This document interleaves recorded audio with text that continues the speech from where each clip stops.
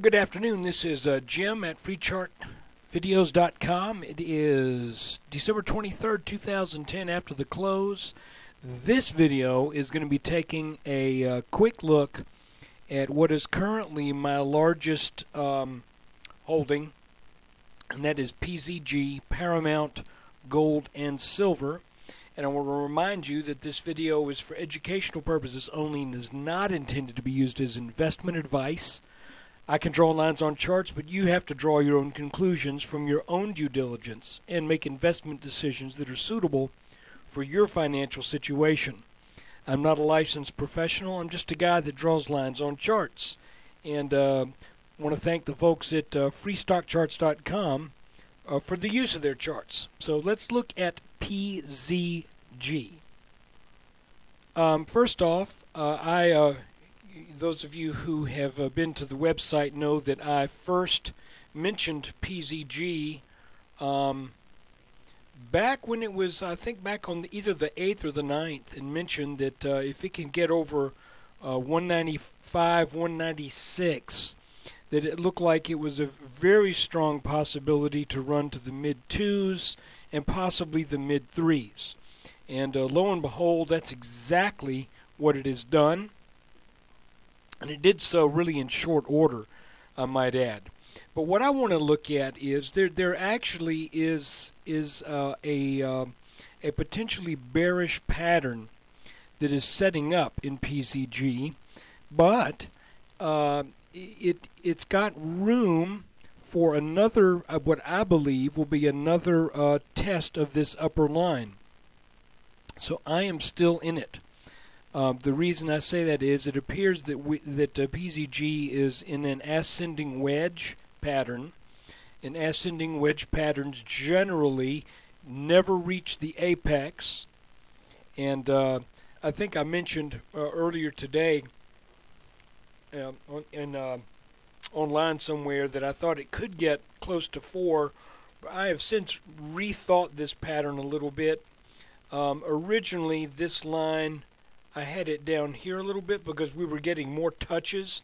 If we put that line here, you see we get 1, 2, 3, 4, 5 touches on that top line. But to play it safe, I'm going to do this.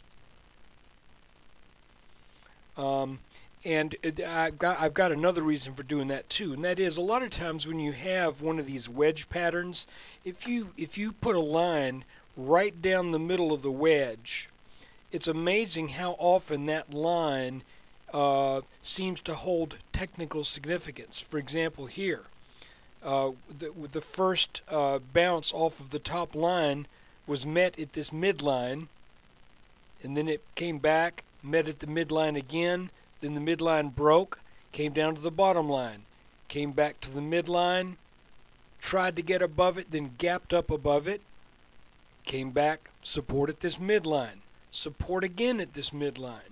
So you kind of see the pattern here, and this is what I think is really interesting about this chart.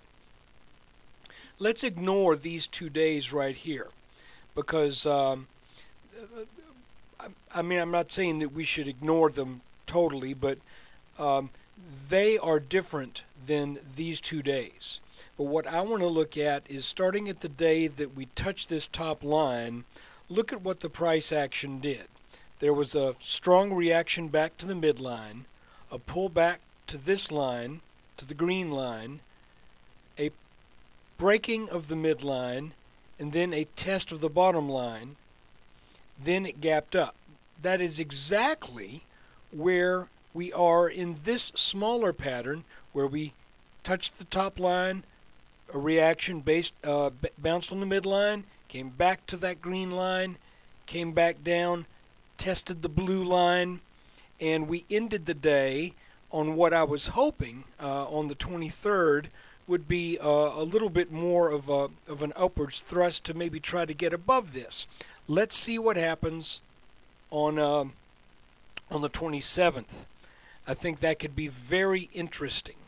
Because if we start out strong, I believe that we're going to maybe head up to the 370, high 360s. at which point you'll have to decide whether or not you're an investor or a trader, because a lot of times these patterns will have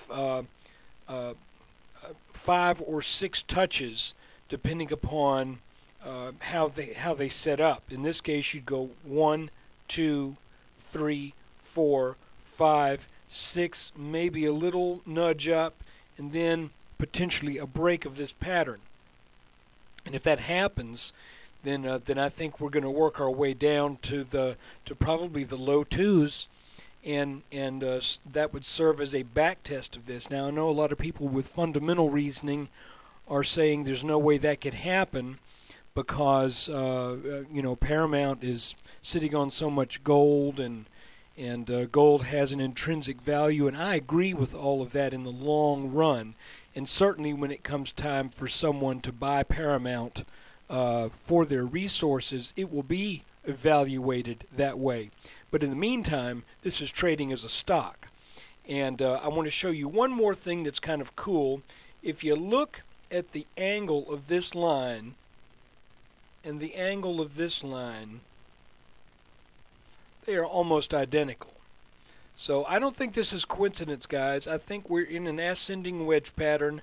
I believe we got at least one more run up at this top line, and that will probably be where I say this has been a really nice run. Some of my shares were bought around $1.40, so I can't complain. Just keep your eye on it. I might also mention that each upwards thrust is the result of strong volume, and volume has been decreasing in these downward channels. You could even draw another line here and another line here if you'd like, to kind of show that this is an upwards thrust and then a reaction, an upwards thrust, then a reaction. So that's what's going on with PZG. I hope this helps you out, and I hope you listen to me back here. And I wasn't telling you to buy, but I was just saying if it gets above $1.95, I think this thing's going to go. And anyway, it has. And by the way, if we get a pullback down to the low 2s, that will be a gift. That will be a gift. That would be something that I would be chomping at the bit on. So anyway, take care. Thanks for watching. Oh, one more thing. Come visit at freechartvideos.com. We have a daily S&P 500 update. This one is going to be a little bit later because of the Christmas weekend. I hope everybody has a very Merry Christmas, Happy Hanukkah, Kwanzaa, whatever you do to celebrate this season. I hope you have a happy one.